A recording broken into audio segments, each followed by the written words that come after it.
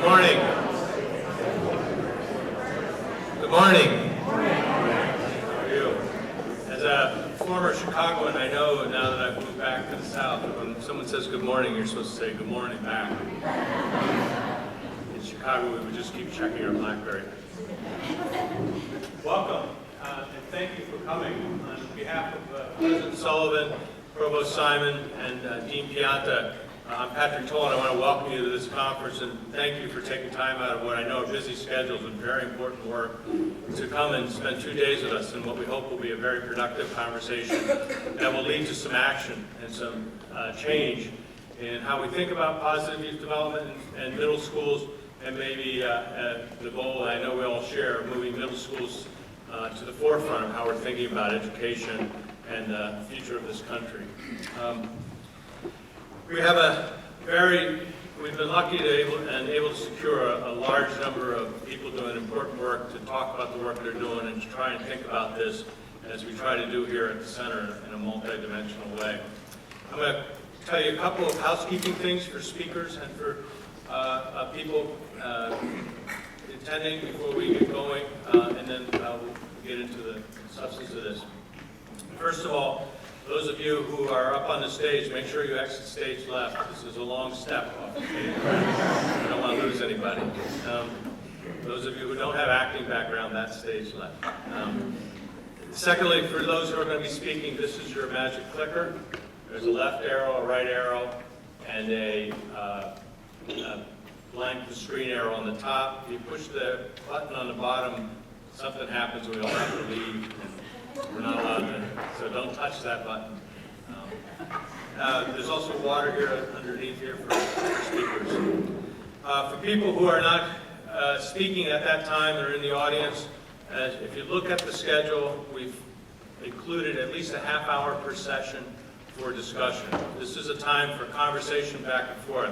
There are people here who do things very similar to what you do in the same way you do things, and there are people who do things that are just very different from what you do and in a very different way. And we want those of you to talk to both sets of people. So we set aside a half hour per session for a conversation.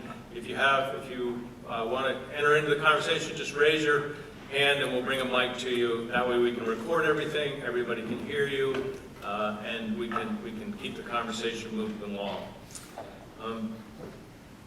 We'll be here till about noon, then we'll have lunch. We're actually having lunch here, and then we have an afternoon session, and then we'll break for the day, and then we'll be back here tomorrow at the same time, same station. So, let me tell you a little bit about the center and what brings us here. The center is called Youth-Nex, as in Nexus. And I like to tell the story about the naming, that when I went to the university, I said, here's the name we came up with. I won't name the senior official who said, I don't understand what you're talking about. And that's a bad name. But we found out that it turns out kids understand this name right away. And other people, and we struggled a lot about who do we want to communicate with. And we thought, well, we'll make the adults struggle a little with the idea of what does this mean, because the kids get it. They get the idea of nexus right away. And the idea that what this center is this place where we're trying to bring together thinking and bringing together ideas. It's not our work, and we're going to forge our path, and we're going to find our territory. This is about how do we connect people and make better things happen that wouldn't have occurred otherwise.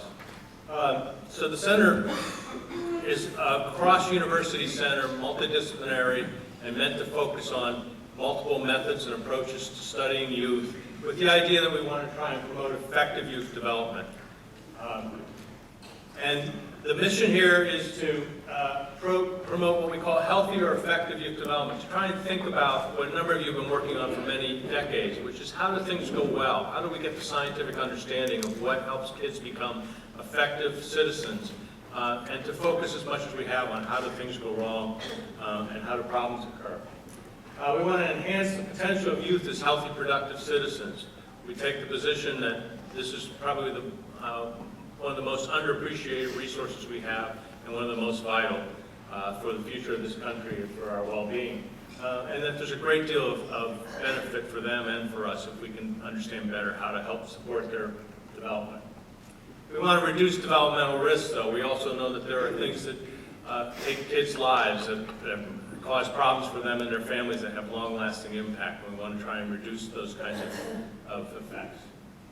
And we want to do that through connecting research, so we do the kind of scholarly ivory tower academic work of trying to understand the basic mechanisms of what affects kids' development. But we also try to connect that through training and through implementation and practical kinds of research. And then also we hope that that can then be informative about policy and we can be useful that way. And we work actively in trying to connect those. So the idea here is really try to look at the larger picture together. And as you know, this is Mr. Jefferson's university. Since you can find a Jefferson quote for any occasion, we looked around for one. But we found one actually that turned out to be very apt and is a very powerful one, of part of why I was attracted to come to this university to do this, which is, as you may know, the University of Virginia was started because he recognized this new idea of you could actually have people in charge of their own society, that we could have a democracy. That was a new idea, and everybody was pretty sure it wasn't going to work. And he recognized that the only way that that was going to work is if we made sure people were educated and attending and responsible about that. And so that pervades the University of Virginia still, and that is a wonderful mission for this center. So here's the quote, which is interesting because he picked the middle school years. Now, you'll notice that perhaps at that time, leaving school at 12 was a lot more common, or not being in school at 12 was a lot less common. But he said essentially here that if we educate, we're going to do a lot better than we're going to do if we try to just deal with the consequences of it and the costs of that. And unfortunately, 200 plus years later, we're still not quite learning that lesson as well as we should. You all are working very, very hard to change that. And so we're very pleased to have you here and to be part of that work. And look forward to that over the next 2 days.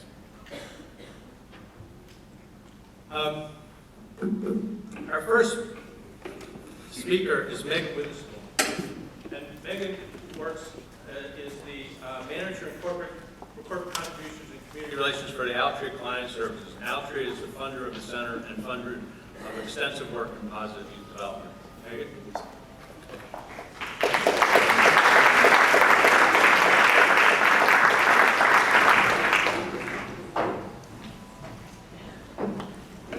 Patrick. I'm going to be really brief because you all didn't come here to hear me speak, and I'm looking forward to hearing the next speaker very much. So I just wanted to welcome you all on behalf of Altria and its companies to the second annual Youth-Nex conference. We're thrilled to be here and be a part of this really important conversation.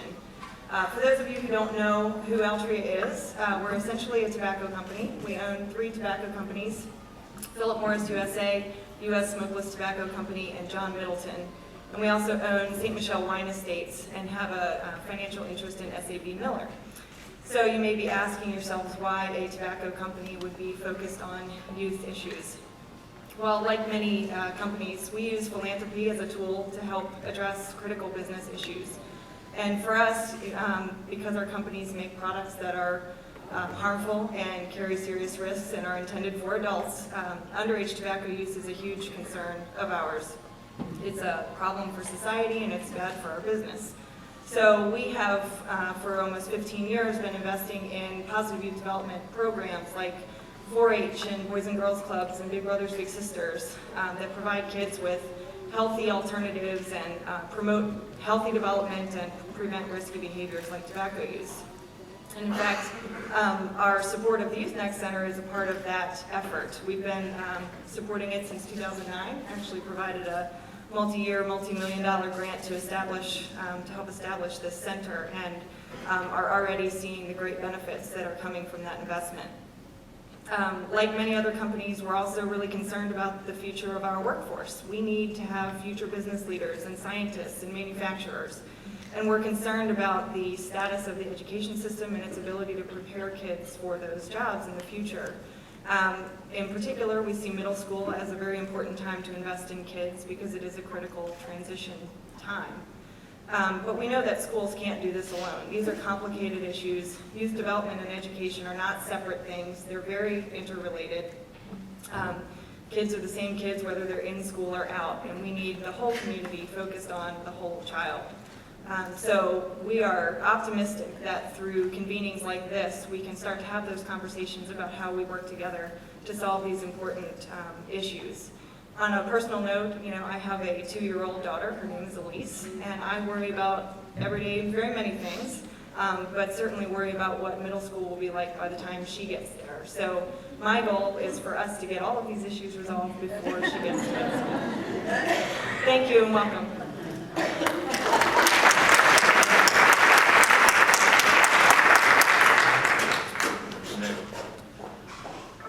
Altria had a vision and understanding of the idea that focusing on positive development and the idea of bringing together this multidimensional perspective. And when we began developing Youth-Nex, an important immediate connection was to America's Promise Alliance, a hoped-for connection.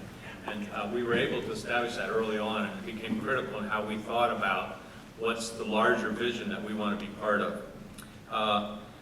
And we were trying to think about how to align ours with the leadership and the goal of this great organization and its leaders, Alma and General Alma Powell.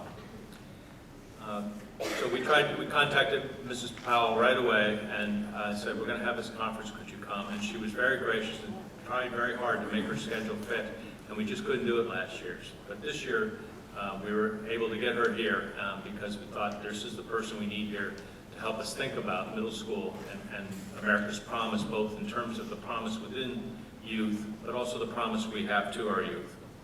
Like her husband, Alma Powell has been in service for most of her career, in service to America. And following in the tradition of the long line of educators from her family, she's worked tirelessly for the betterment of young people as a leader, an advocate, a role model, and a voice of moral conscience.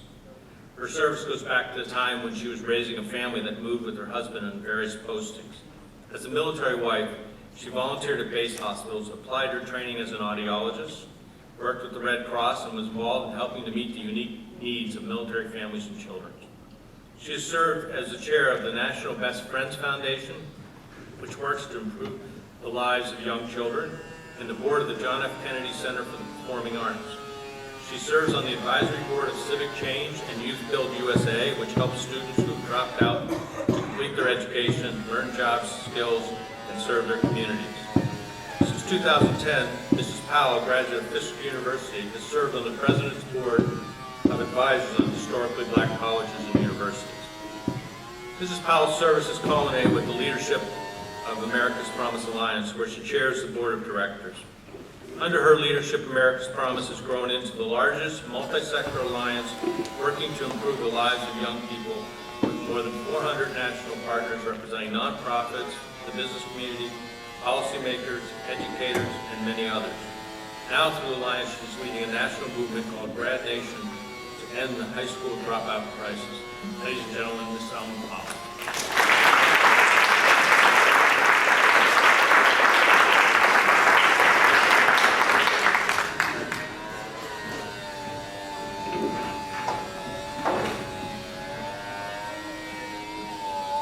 Good morning.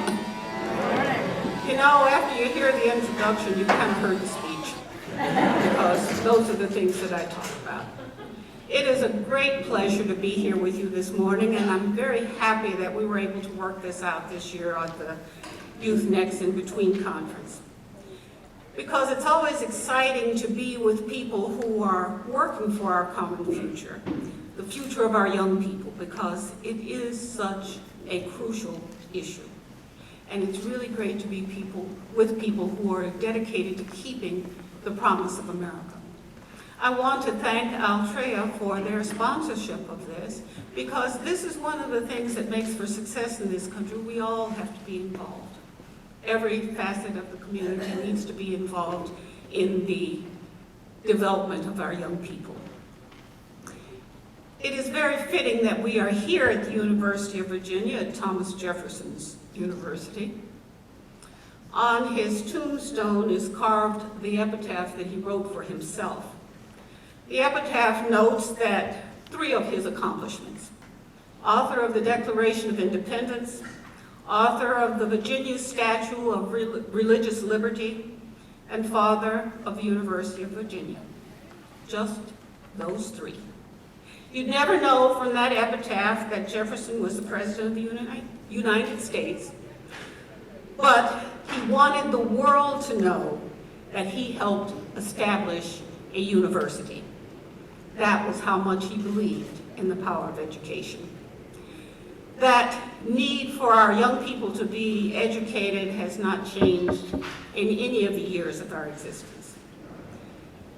Jefferson thought that education could not be only the possession of the privileged. It was an essential investment in the entire people, and it was essential because a free republic could not exist without it. Without education, there is no sustainable future for the new nation. That's true today. Without education, there is no sustainable future for our nation. Youth-Nex and its mission of promoting effective youth development is very well aligned with Jefferson's legacy and with his wishes for this institution. They're also perfectly aligned with the mission and the history of America's Promise Alliance. So I'm happy to be here with you today to share things. When I was reading this description of the conference, I saw the words, "We will focus on a multidimensional understanding of the critical elements promoting positive youth development, specifically in middle schools, including physical and mental health, engaged citizenship, and beneficial relationships." Our alliance has championed the same basic elements since our founding. We use a little different terminology. We refer to these needs of young people as the 5 promises. We believe that if every young person has just these 5 elements in their lives, the chance of their success is much greater. A caring adult, safe places to learn and grow, a healthy start, an effective education that produces a marketable skill, and very importantly, an opportunity to give back, to serve others. I have to tell you a quick story. One of our Alliance trustees, board members, is Dr. Angela Diaz, who directs the Adolescent Health Center at Mount Sinai Hospital in New York City. After she joined the board, she was telling her mother about America's Promise and the 5 promises and why they were important. And her mother responded to her, "It took you experts all that time to figure it out?" And it's true. It's just common sense. There's never been any real mystery about the building blocks that children need. Parents know them. Teachers know them. They're just common sense. But it's also true that the importance of these building blocks is well grounded in experience and research.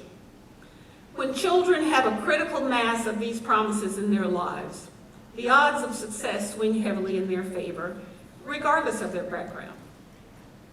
But today we are in a crisis. Actually, you know, there's not often much time when we're not in a crisis. Every now and then we stop and take stock of what's going on in our lives and we say, "Oh my goodness, we better get busy and do something about this." 30 years ago, there was a nation at risk, and it gave us all of the terrible facts that we know today, and we all were really aghast at this and said, "We got to do something." But here we are 30 years later trying to figure it out, and things have gotten worse. Every 26 seconds, a student drops out of school. Today, 1 in 4 students fails to graduate high school. Put it another way, last year we lost the equivalent of a city the size of Philadelphia. Over the past 4 years, we lost the equivalent of an entire graduating class of America's students. Or to bring you a little closer to home right here, we need 19 Scott stadiums, which is a football stadium here, to hold the number of dropouts this nation accumulates every year. Every year. Think about that for a minute.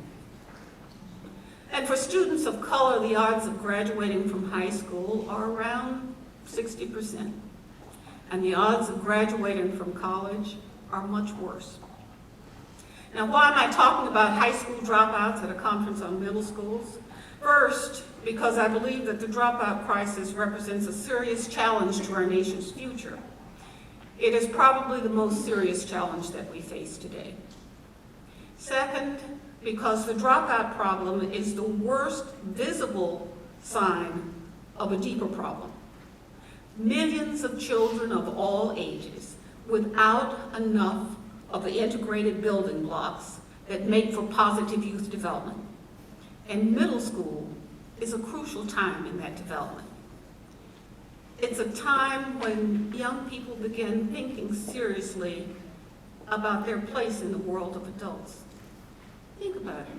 When they go to middle school, this is the first time that they have to sort of take responsibility for themselves and learn how to discipline themselves to do the coursework, but think of all the other things that are going on in their lives. It's a time when puberty is bursting forth and giving them all kinds of emotions and physical things.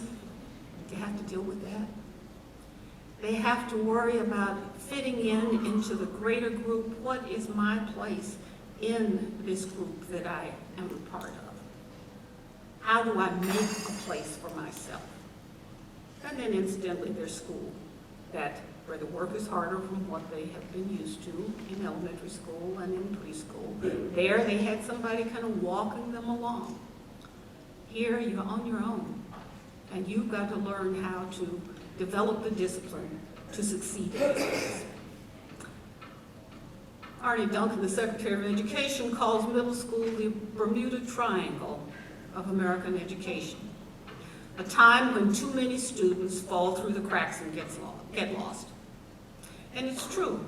From what dropouts themselves tell us, these are the years when young people who are not on track for success begin to think about quitting. And many of them are gone before the end of the 9th grade. Third, the dropout problem is an issue that can capture the American public attention and be a rallying cry for action, as we have seen. Action that can engage the American community in the business of bringing more of the building blocks to more children at every step of their development: high school, middle school, elementary school, and preschool. I suggest that ensuring our young people graduate from high school ready for success in college and the workforce is the issue of our time, because how well we meet this challenge will determine whether we meet the other national challenges that we face. Let me elaborate on that a little bit. Over the past decade, the dropout crisis has robbed our nation of $3.2 trillion in future wages and spending power. That's $3.2 trillion stimulus package that we have tossed to the side. If you want to talk about our economy, you also have to talk about education. It's all tied together. Most of tomorrow's jobs will require post-secondary education or training. And as you heard the young lady Megan say in the beginning, employees are having trouble filling the jobs they have. We hear an awful lot of talk, especially in this election season, about creating jobs. We've got to create jobs. Well, you know what? Manufacturers and business people tell us we have jobs. We don't have anybody that's capable of taking them. One suggestion I made to the head of the Association of Manufacturers when he told me this, I said, well, grow your own. Grow your own. This is an opportunity for your companies to go into the communities that are a part of, that they serve, and nurture the young people that live there. Adopt a school and have your workers be the mentors and tutors for these young people. And that's what is happening. Ritz-Carlton Hotels is a major partner of ours. Ritz-Carlton, every city that there's a Ritz-Carlton hotel, they partner with schools in the area to provide service to those kids. Their mission is to teach kids about service to the community. So Their employees go into the schools that they adopt and work with mentoring and tutoring, but also work with them on service projects for the community that they're in. But along the way, they teach those young people that they're working with the hospitality business from top to bottom. They expose them to every facet of the hotel industry. And along the way, those people that are teaching them are serving as their mentors, bringing them in and showing them that this is a way you can make a living if you're interested. And so that gives them an idea onto the greater world. We know that high school dropouts are 47 times more likely to wind up in jail than graduates. 47 times. You can't talk about crime in courts without talking about education. The average dropout earns 50% less than a high school graduate and 1/3 the average of a college graduate. Now, if you want to talk about income inequality, that's the picture. So given his views, I don't believe Mr. Jefferson would think we were engaging in hyperbole if we say that our future is at risk in 2012 because too many of our citizens are not equipped with the education we need for our nation to thrive. Are we prepared to enter a future for which so many children are unprepared? And you know, when we talk about dropouts, we like to think that most of them are underprivileged kids from poor neighborhoods and perhaps the inner city. That is not true. I asked my grandson a few years ago, who was a graduate of a top-notch high school in Fairfax County, in an upper middle class community. I said, did you have many dropouts in your class? He said, no, but in Keith's class, the class behind me, there were a lot. I said, why did they drop out? Well, they weren't doing well in school, and they probably weren't going to get promoted to the 12th grade, and they decided, I'm not doing this over again, and they just quit. I said, and where are they? He said, they're around the corner there in their mama's basement. They decided, I've had enough of this, I'm old enough, I'm out of here. This happens too often. And when we think about what makes kids drop out, again, I reference my grandson, another grandson, who in middle school, finding out where he fit in. He said to his father, in the lunchroom, the jocks sit over there and the nerds sit over there. Michael said to him, where do you sit? He said, in the middle by myself. He didn't fit into either one of those groups. How many times can you walk through the halls surrounded by kids not knowing, where do I fit in? I don't have a place here. And if you don't have good, solid walls around you, that's the time when you lose them. I'm not staying here. I can't stay here. So we have to think about this. Are we going to go forward into the future unprepared? Thomas Jefferson would say no, and that's what we have to do. We have to say, let's get going. For our nation, all roads run forward through a common point, improving the education of our young people. And that's why the Alliance introduced the campaign for Grad Nation. America's Promise Alliance was founded 15 years ago. Bill Milliken, my friend over here, who you'll hear from later today, was one of those founding partners of America's Promise Alliance. Because at that time, our leaders realized that in this nation that is so great and so full of resources and so rich, too many of our kids fall through the cracks. And we've got to provide a safety net. And so we did. In the beginning of America's Promise, it was only supposed to last from 1997 to the year 2000. People were able to make a pledge and say, I will impact the lives of 5,000 kids by the year 2000. Lens crafters that provides glasses said, we'll provide glasses for all the children who need them, X number of kids by the year 2000.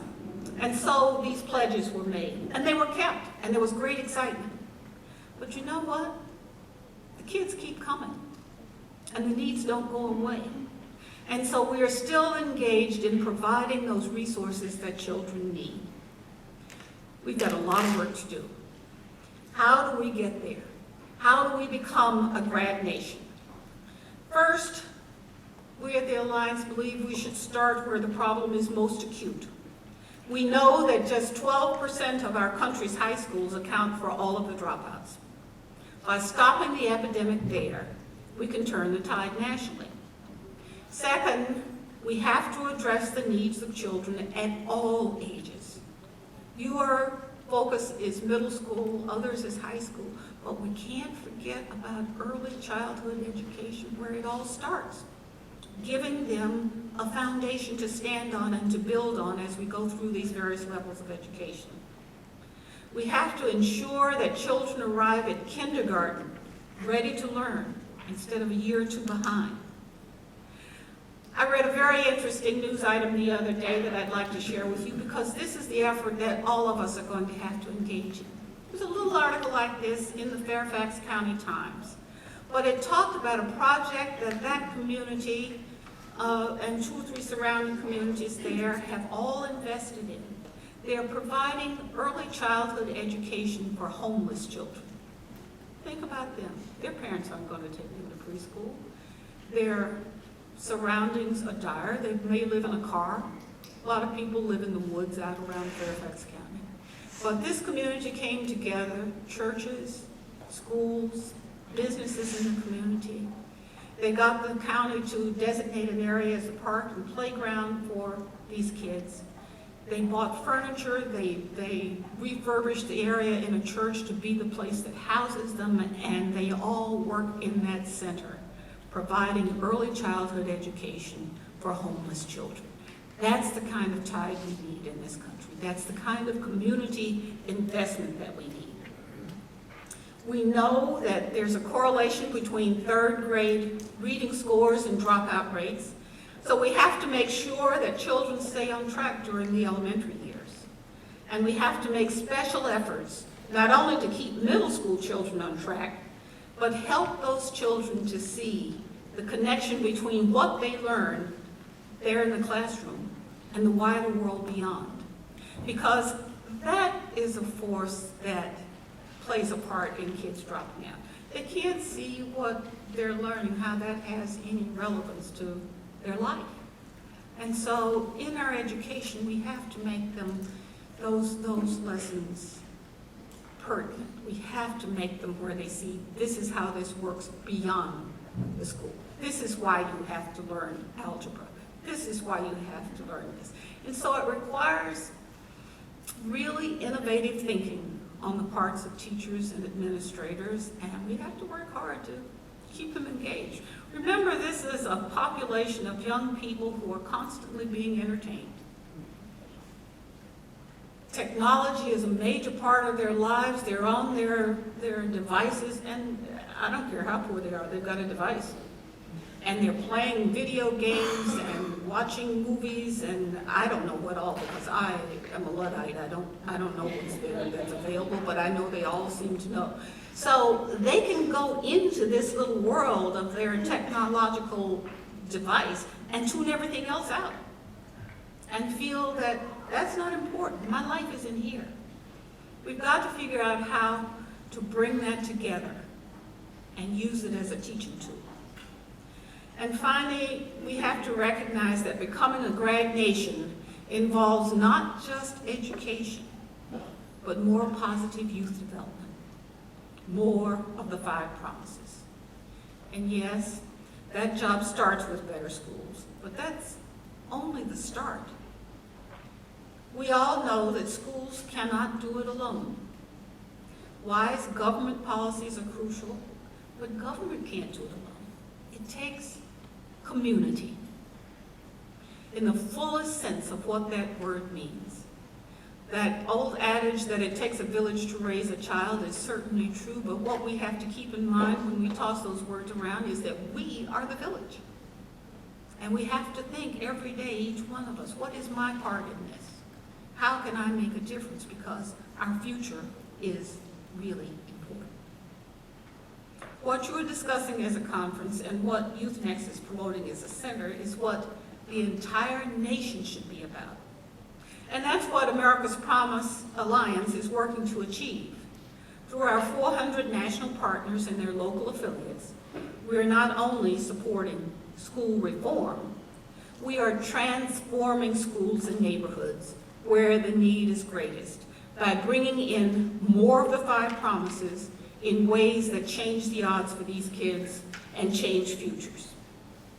Now, most of you are familiar with the movie The Blind Side, a very heart-touching story about a young man who was on his own with no future. He was out there fending for himself, and he's taken in by a woman determined to make a difference. Suddenly, this young man, for the first time, had a bed of his own. He had safe places. He had adults who made sure he got to school every day and worked hard. A year and a half later, this young man who had no future before, who had made it to 11th grade with a straight D average and not really reading very well, graduated from elite school as an honor graduate, and then he went on to earn a college degree. It shows in one family the power of those 5 promises and the impact that they can have on a child. For years, there were people who believed that the problems faced by children with the fewest advantages were intractable, impervious to change, and some people still believe that. It's easy to get discouraged. It's easy to be working hard with a child in an underprivileged situation and not have them appreciate the effort that you have put into it and say, oh, well, it's not worth it. You can't reach these kids over there. We don't need to worry about them. That is not true.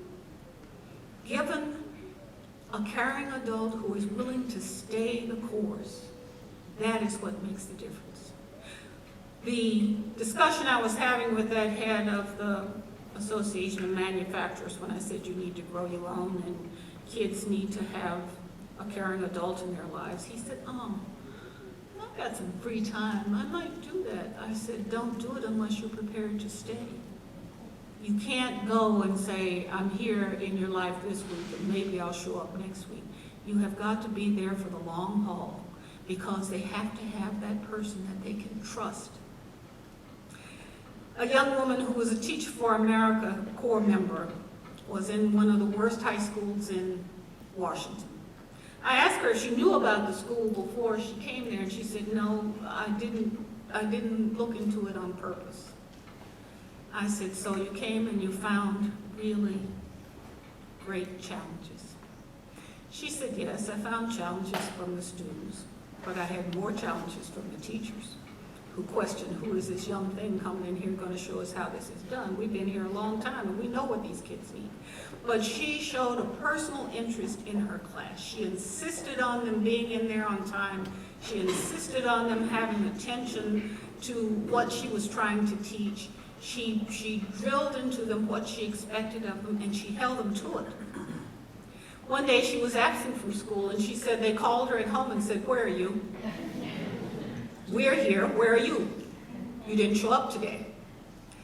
When she came back for the second year, they truly were amazed. You came back.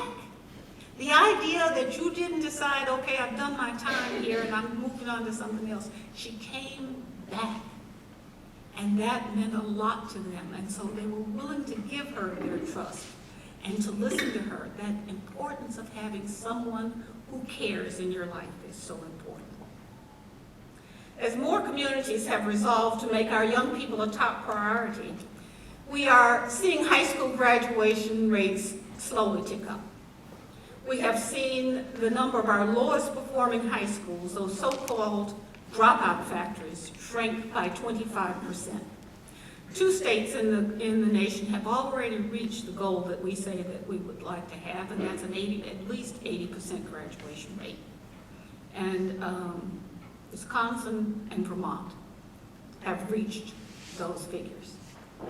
We got to encourage them that you don't slow down your efforts just because you made your goal. It's got to keep going. In some of the cities and states where the dropout crisis was at its worst when we began this, graduation rates have improved by double digits. And most of all, some of the schools that were thought of as hopeless failures, students are now performing as well or better than children in elite private schools. The question is not whether we can do this. The only question is, do we have the will? Do we have the courage and the stamina to say, all right, we're going to do this, and we're going to stick with it? I believe that no one would affirm that view more than Thomas Jefferson. When you visit Monticello, you can see all around you that spirit of progress and optimism. And when you read his writings, you can see his belief in the power of reason and hard work, the power to build our nation if citizens would take the responsibility that comes with the freedom of self-governance. I'll give you a graphic example of what change looks like and the kind of power that I'm talking about. If you go out into the Gulf of Mexico, some 200 miles out, there's still fresh water, just below the mouth of the Mississippi River. And why is that? It's the incredible power of the Mississippi River. And when you think about that, that power doesn't just come from the Mississippi itself. The river is only a conduit. The real power comes from tiny mountain creeks in Montana and Colorado, and from lake-fed streams in Minnesota and Wisconsin, and from Appalachian Springs in Pennsylvania and Tennessee, and they all flow into larger tributaries that join into rivers like the Missouri and the Arkansas and the Ohio, and they flow into the Mississippi, and when all their energy comes together in a common channel, they can create a force that pushes back an ocean. That's what we have. We have the power of that river and those streams coming from all areas of our country, joining together in the right common purpose of making a life for our children and ensuring their future. That's the kind of force that we have to summon together on behalf of our kids. It's how we will make a difference in the common future of our children that is worthy of our common ideals. It's the force that will build a great nation and ensure a future. You are part of that force. I thank you for your commitment, and I wish you great success as you help us push back those barriers. Thank you very much.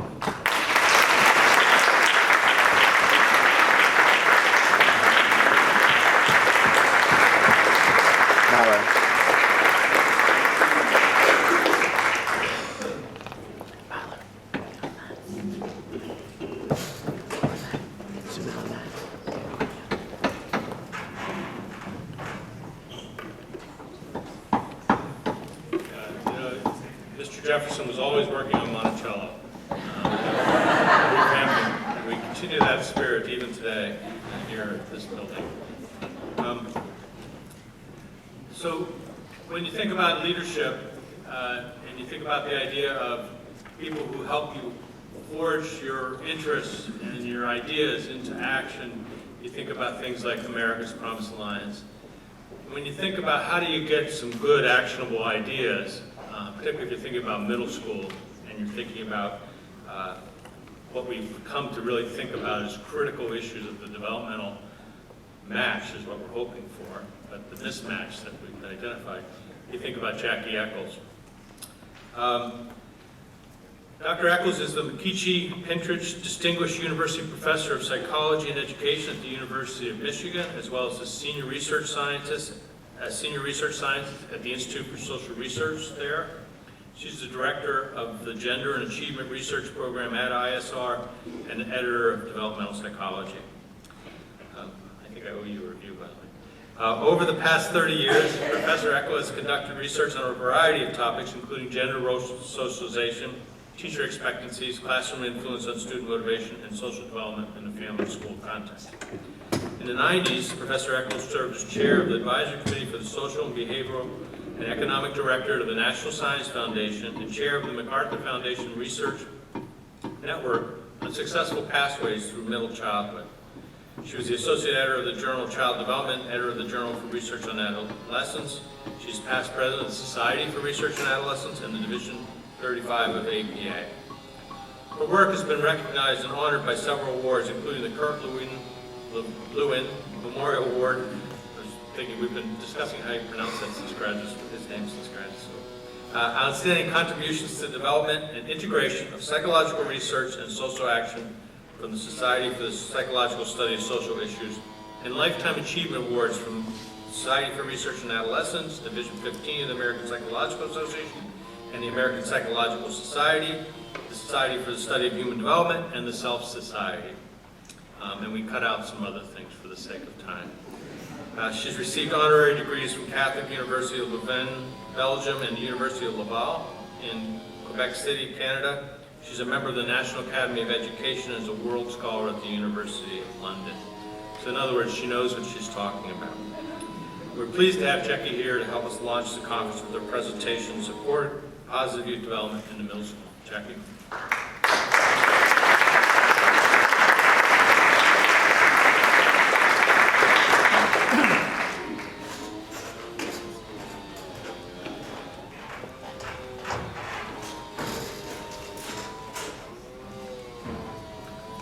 You can see that I slightly changed the title. The title that's in your program is much more interesting than the title I have up there.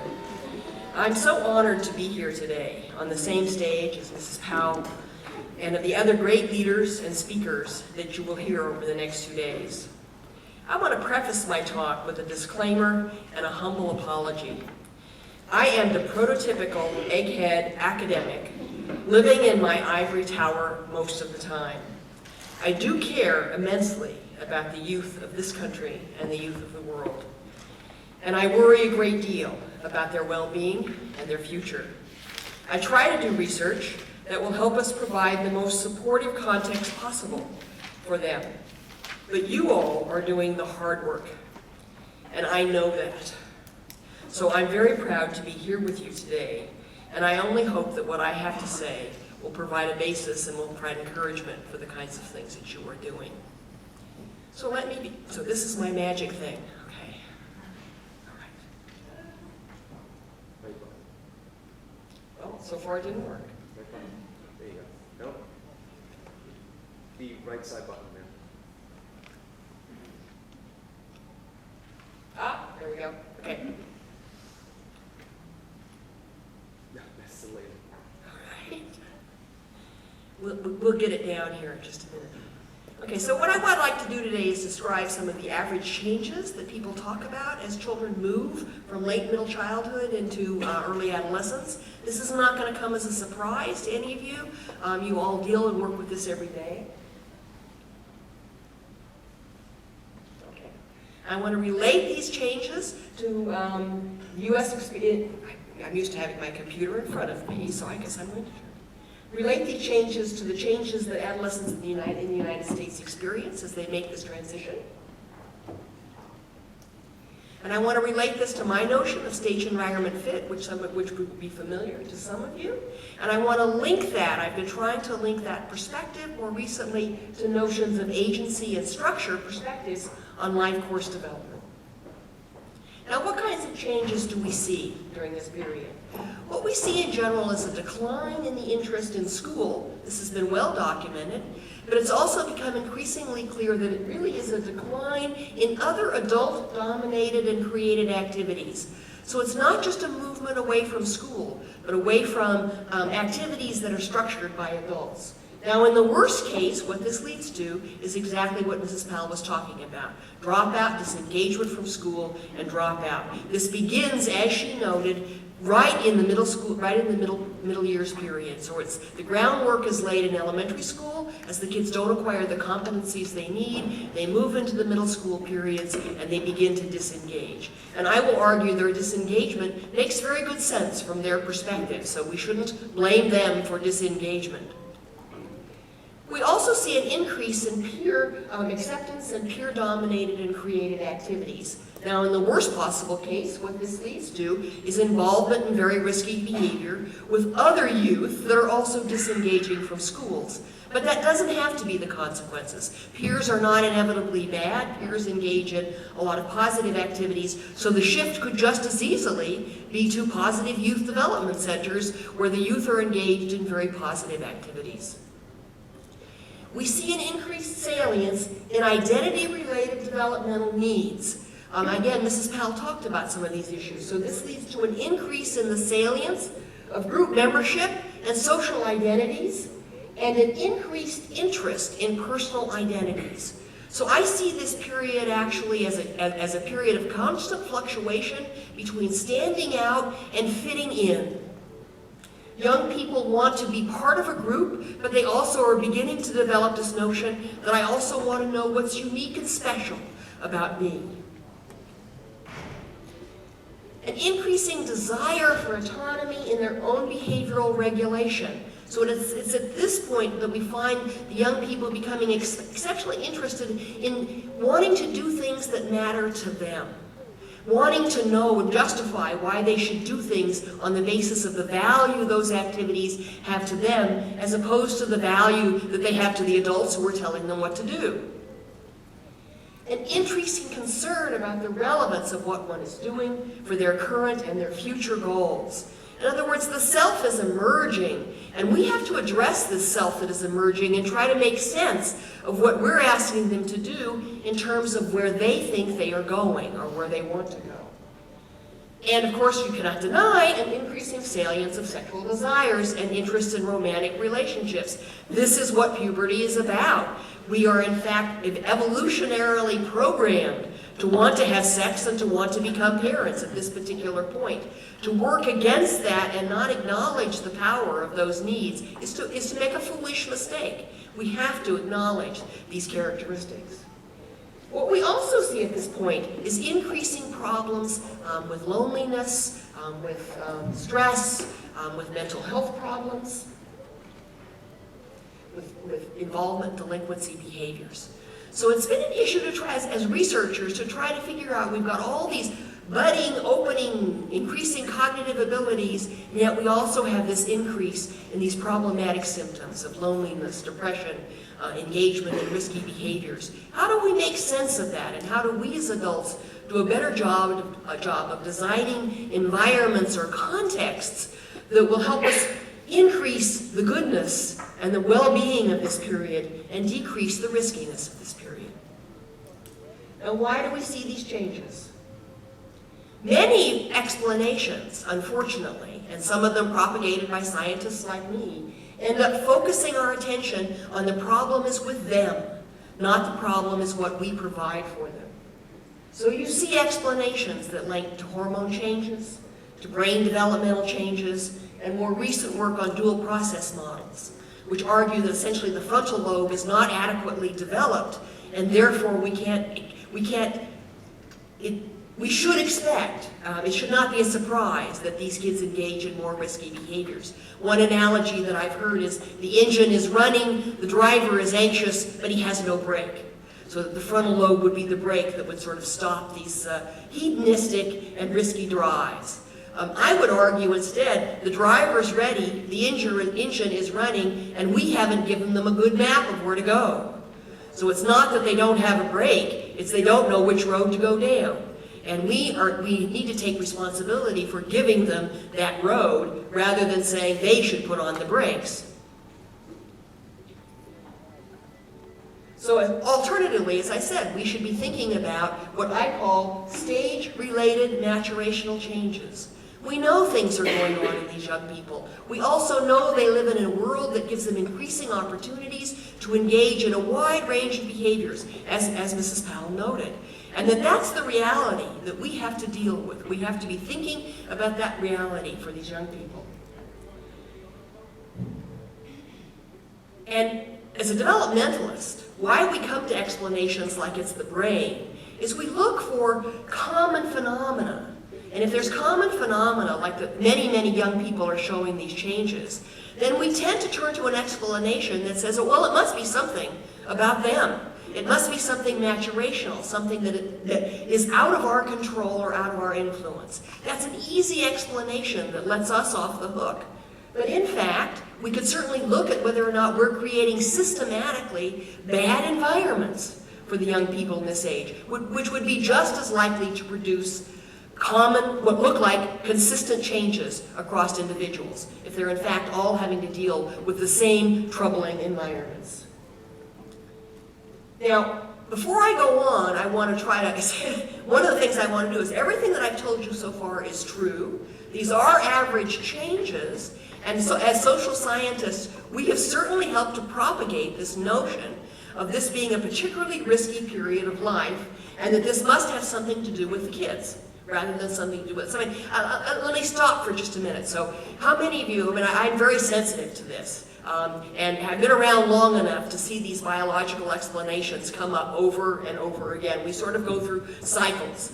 Storm and stress, it was hormones in the 60s, and now it's brain changes. And I've been watching television and trying to take note of the number of times in the last year that I have seen a comment on popular shows that kids and parents watch denigrating this period.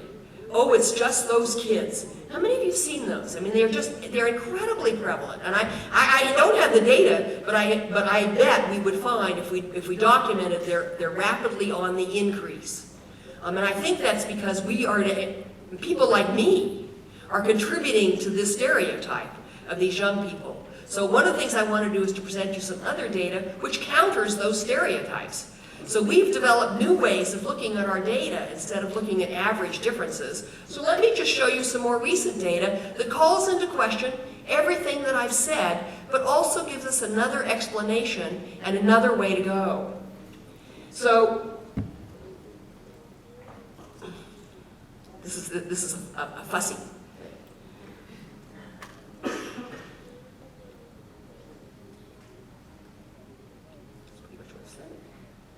Okay, so we now have techniques where instead of looking at average level changes across the population, we look at different patterns of change within the population. This is data from both from Finland and the UK, and we did similar data in the US. It's just being analyzed now, so it's not readily available. No, oops, uh-oh. I pushed the button that I'm not supposed to push. Hit the top button. Yeah? Ah, there it comes back on. What makes the top? The right button. The right button. No. Go back, push the middle button down to get the... Hey, triangle. Ah. That's it. I'm now getting that. Okay, so here we go. All right. So, if you look at this as patterns of change in school motivation. Now, I just told you that school motivation declines on average. But in fact, if you look at young people, both in Finland and in the UK, and I said this data will come out in the US as well, what you see here is that we've got 768 kids plus 23 plus 75.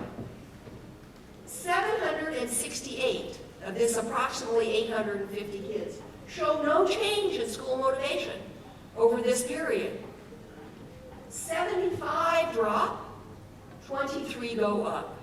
If you average across all of that, you will come up with a picture that says, on average, school motivation goes down. But in fact, school motivation dropping is only characteristic of a small percentage of the young people. This is even more marked if you look at the data from England. 1,400 kids showed no change. High motivation, constant across that period. 537 declined. Those are the kids that are headed for dropout. But this suggests that it's not something about their brains. It's not something that's shared by all of these kids.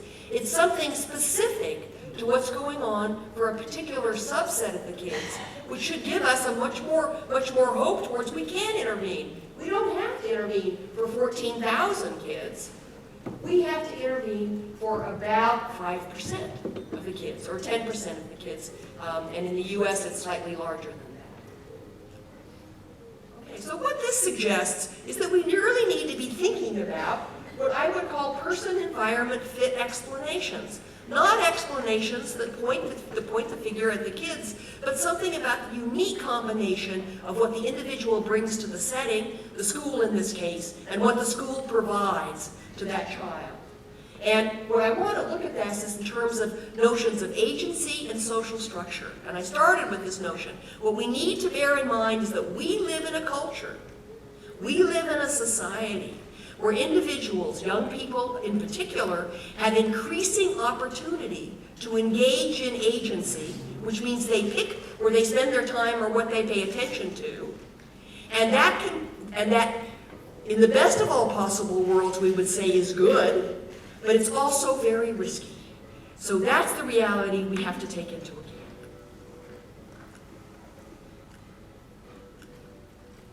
Okay, this is just to reiterate that these latent growth curves suggest a great deal of optimism as we think about what the true situation is. Now let me go back to consider this transition into secondary school. Before we had the data on the latent curves, Roberta Simmons did a very important study. How many of you are familiar with the Simmons study? Okay, this really laid the groundwork for our work on stage environment fit. What she wanted to do was to find out whether these declines actually had to do with something that was common to all youth, or whether it was something about the school that they were in, the school system they were in. At the time she was doing this work, she did the work in Milwaukee. It was a city in which half of the kids went to a K-8 system, the old system of K-8s and then high school, and half of them moved into a traditional junior high school. And they all ended up actually in the same high schools. It was simply that they had created a junior high school because in part of the city there was overcrowding in the K-8. So they solved that problem by pulling out the 6th, 7th, and 8th graders into a junior high school, it was called at that point in time, and then they all went to the same high schools. They essentially needed to create seats in the K-8s. Now what she did was to follow the kids in this city over time to look and see who changed. Okay, so her initial data, which some of you will be familiar with if you're familiar with the study, was to look at the girls' self-esteem. Now these are the girls that are in the K-8 system. And what we knew, if you look nationally, if you collapse across this and you just ignore the kind of school they're in, what you'll get is that the girls' self-esteem would decline, because that would be a line right between those two. It's about half of the kids. But instead, what you can see is that those girls who were in the K-8 and then went on to high school did not show a drop in their self-esteem. In fact, their self-esteem stayed the same during the middle grades years and then went up when they went to high school. It was the girls in the K-8 that made the junior high school transition that showed the decline. It was then steady during those middle school years, and then it declined again. It was almost as if that shift in school had made them vulnerable to a second decline. Look at the difference out here at the end of the 12th grade in the self-esteem between those two groups of young women, who the only difference that we know about them is that they went through two different school systems. Now, Roberta argued that, that this was because of essentially, at this age, these girls were at the height of pubertal development. And so if you have to deal with two changes at once, meaning both pubertal development and change in school, you are at greater risk. And because of this data, we bought this and they said the solution is, let's make them move 1 year earlier so that the girls aren't in this situation. Well, that gave us the current middle school grade configuration and presumably gave us the opportunity to introduce middle school philosophy in a widespread manner, but as most of you know, the latter did not happen. What happened is we essentially got junior highs that started a year earlier. And the biggest effect of the big transition that we made in the early 80s to the middle school format is that we started the decline a year earlier for most of the individuals. But if you actually look at her data, what you find is it wasn't just the girls who were vulnerable. What you can find is if you compare the boys and girls, what you get is the girls in the junior high school transition group showed the self-esteem decline, but the boys showed an increased sense of being victimized. And if you go down and look at other places, what you find is that the boys and girls who made the junior high school transition, both of them showed a drop in their GPA, Both of them showed a decline in participation in extracurricular activities. Both of them showed declines in the opportunities to participate in leadership roles, and both of them showed an increase in feelings of anonymity. So that suggests that this transition is problematic. Now, we could say it's the transition, and certainly there is evidence to suggest that transitions themselves are problematic, that they cause stress. They cause stress not just at this age, but in every age of human development. When you have to move and make a big change, that's hard. And that was the argument that Roberta Simmons was making. And she actually had very good evidence to show, because she went into her data set and looked now individually at different children, some added up the number of transitions they were experiencing simultaneously, biologically driven transitions or socially driven transitions, and she found indeed the more transitions that each of these young people experienced, the more they suffered as a consequence. The more their grade point average went down, the more their self-esteem went down and their mental health went down. But my colleague and I, Carol Ritchie, said there might be a different explanation. Is the transition inevitably bad? And we argued, no, it really isn't inevitably bad. It depends on what happens on the two sides of that transition. It depends on the kind of environment we provide for them in the middle school years as they move from elementary school to junior high school.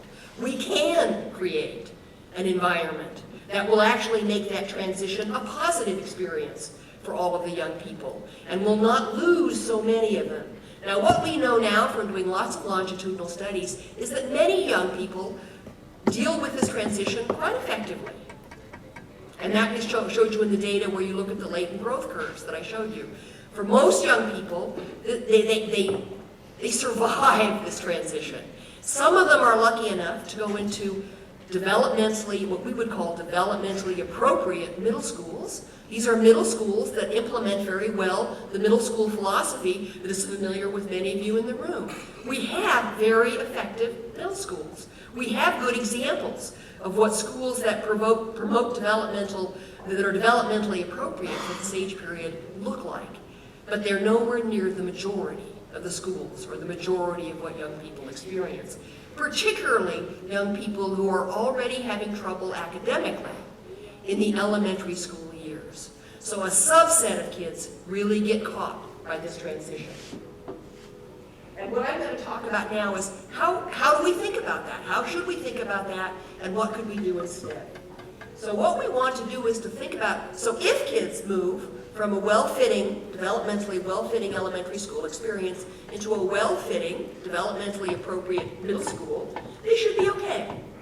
But many of them don't do that. What are they going to do instead? What happens when you have a misfit? Okay, so what we have to sit and think about, well, what are their needs if we were in fact going to create a middle school that was appropriate for them? Well, DC and Ryan have talked about that all human beings have at least these three needs. The need to feel competent, the need to feel like they're emotionally supported and that they belong in this setting, and what they talk about is personal control and ownership. And I would say it's this last one that is particularly salient in this age group. That young people at this point in time are very sensitive to the environment being a place where they're given some autonomy and control. But I think even more importantly, what they want to do is matter.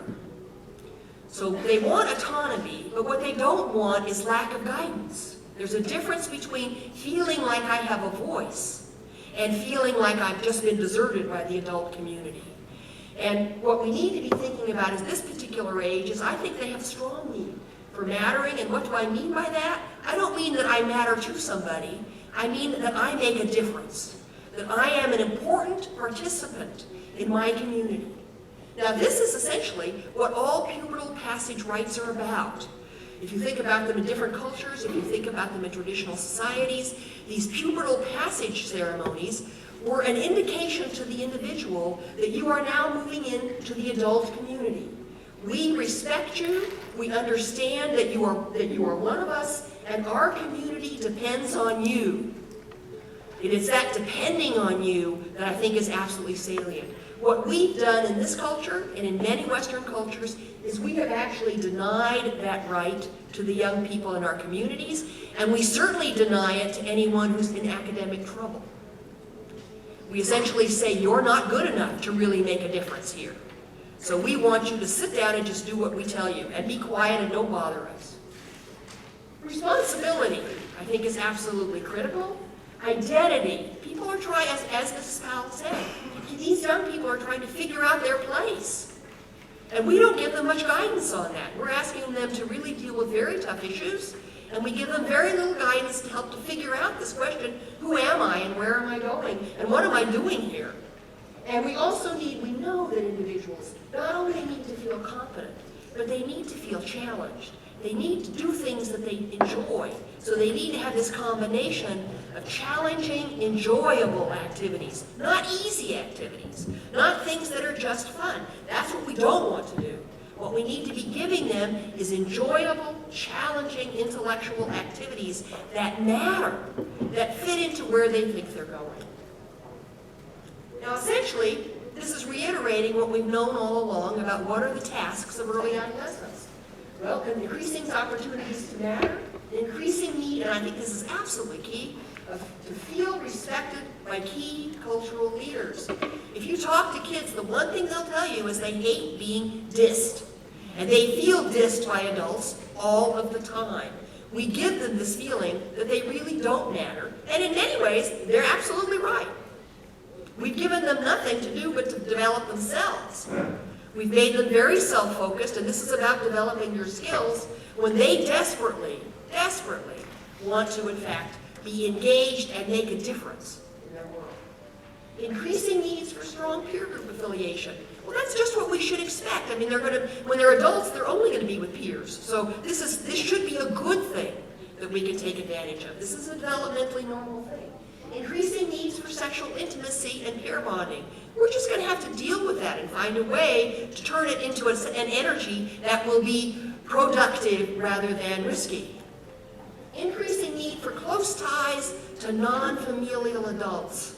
I mean, this period is about moving from the family into a world that's going to be dominated by non-familial adults or non-family members, particularly in our society. In traditional societies, the family, in many cases, that's all you needed. But that's not true in our society. These kids are going to grow up, and many of them are going to live a long way from family members. They're going to be highly mobile. And do we allow this to happen? What's going on in our young people's lives at this particular age to allow them to develop these close ties with non-familial adults? I would argue we actually have created an environment that decreases the probability of that happening at this age rather than increasing the probability. A need to be identified with cultural institutions. Many of these kids are not attached to cultural institutions. Faith-based institutions are the best example. When you have that strong tie, that's something that carries you through this period because you're tied to a cultural agenda that has a strong social identity to it that gives you a direction to be positively engaged. And increasing one's needs for one's personal identity. Opportunities to figure out who you are and how you're going to go forward. Now, what we know is that if individuals find themselves in contexts that don't address those needs, what are they likely to do? Well, their mental health is going to go down, and they're going to become disengaged from the setting that doesn't provide those needs, which should lead to a decline in their performance in that setting. So if schools don't provide those opportunities, we should not be surprised that they disengage. But even more importantly, well, that's what I just said. Misfit is likely to lead to a shift in the behavioral, emotional, and cognitive engagement to better fitting environments. This is where the agency comes in. They're not just going to sit there and disengage from school. They're going to find another place that fits. And they have the wherewithal to do that in this society. Not all societies give young people that wherewithal, but we do. So we have to take into account they're going to find it somewhere. If we don't provide it for them in our schools, they're going to find it. And they're going to be especially marked for those kids that find the school setting particularly uncomfortable. Who are these kids? The kids who've done poorly academically, the kids who don't feel like they belong and fit in, that child that sits in the middle of the room that feels like they don't have a place here. They're particularly vulnerable to be going into other settings.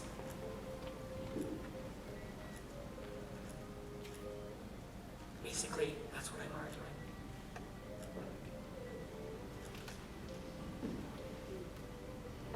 Now, what my analysis says is, therefore, we need to be focusing on these characteristics, not just of the setting that we're interested in, but of all of the other settings that the kids will go to if they don't like the one that we're in, or if it doesn't feel right. And this, if you just take a very basic developmental orientation, I would argue this is a basic human process. This is not unique to this age period. We all do it. We sometimes don't make wise decisions when we make these decisions, meaning wise in terms of what someone else would say is best for us, but we make decisions about where we're more comfortable, what feels right at the moment.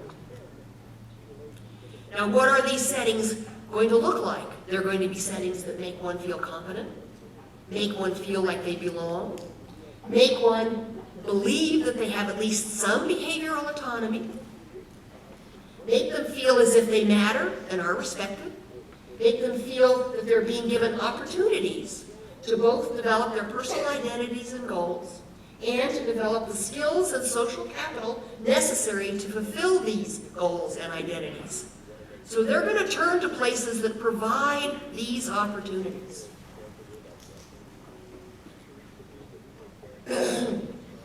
Basically, it's just summarizing what I said. They're going to go to the places where they get those opportunities.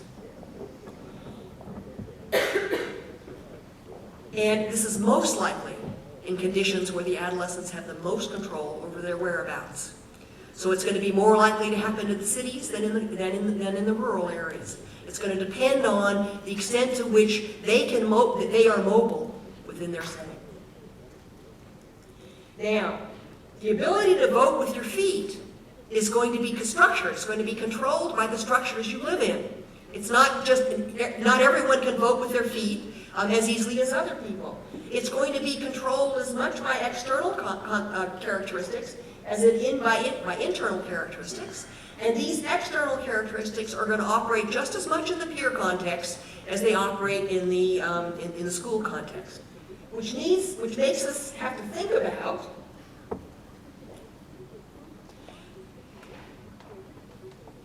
what would get them into consequences what would get them into settings that would support their positive development.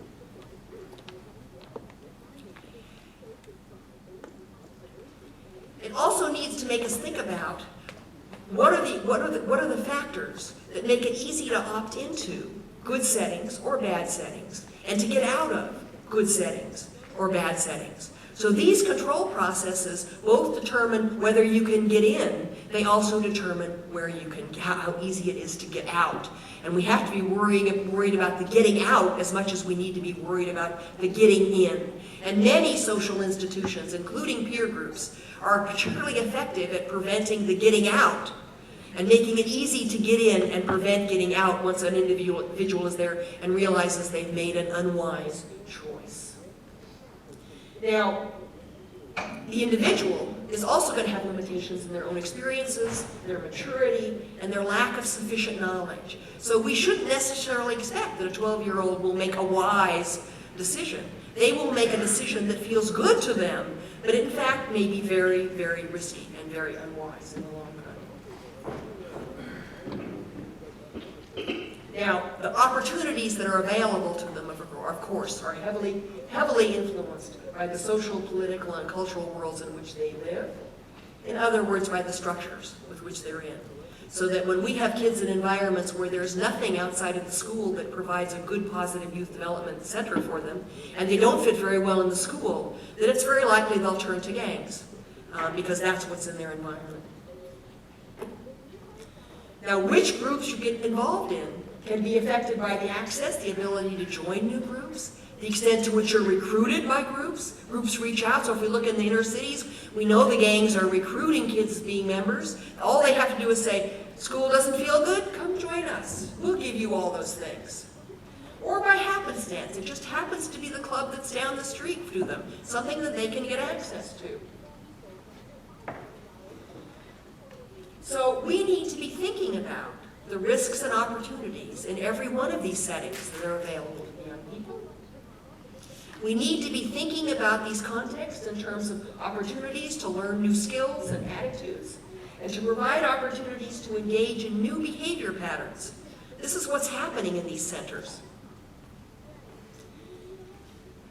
Individuals will vary in the particular risks and opportunities they engage in within each social context. So we also need to take into account the role you play within these contexts will vary. So the leader will get something quite different out of these experiences than will the followers, or than will be the individuals that have been recruited in to essentially fill competency gaps.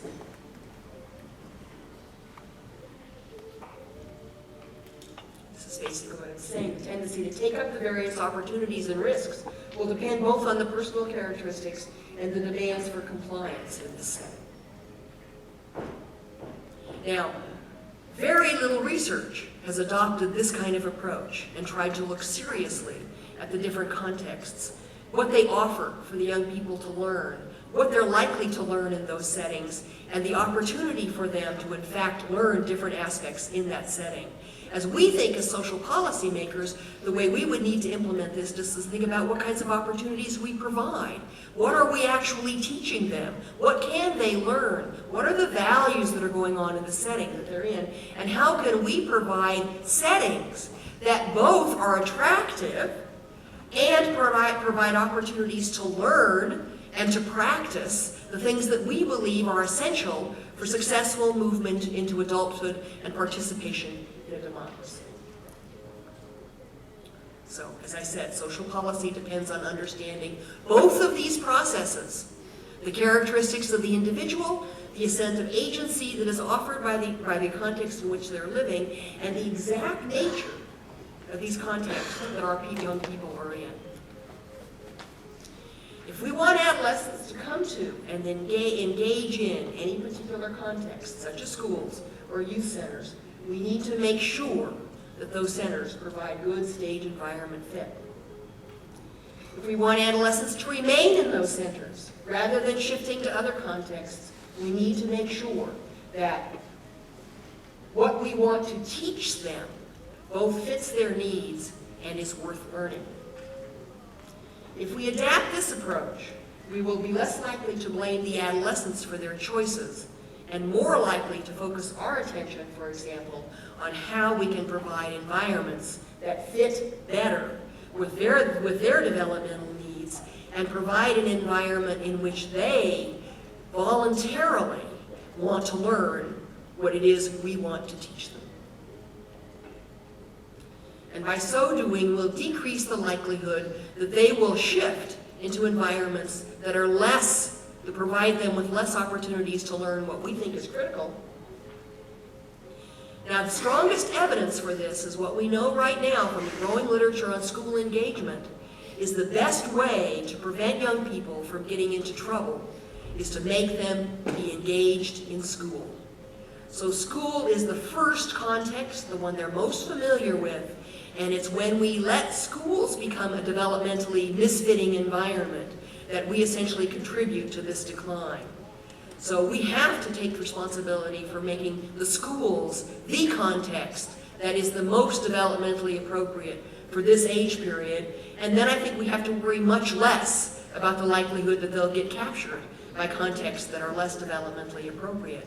But we also have to make sure that there are all of those other contexts out there that if they have to shift from school, they will shift into something else that provides them with equally good opportunities to grow.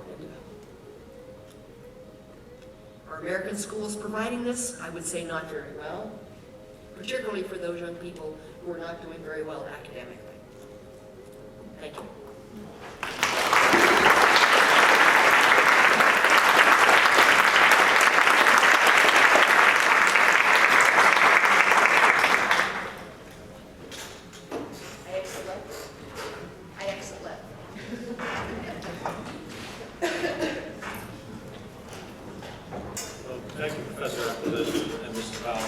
We are at break point.